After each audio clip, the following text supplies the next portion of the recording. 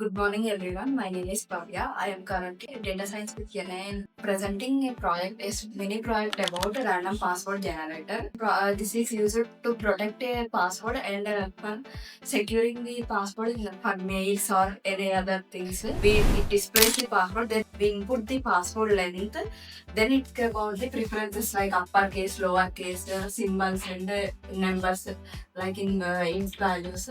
It selects the characters and gives the random numbers. If we don't select any numbers, no uppercase, no lowercase, no symbols or numbers, it gives us error as it generates the password. If we register for, first we have to give the length. Suppose we give 10. It asks want uppercase letters. If you want uppercase, we can then lowercase. If you want less, you know.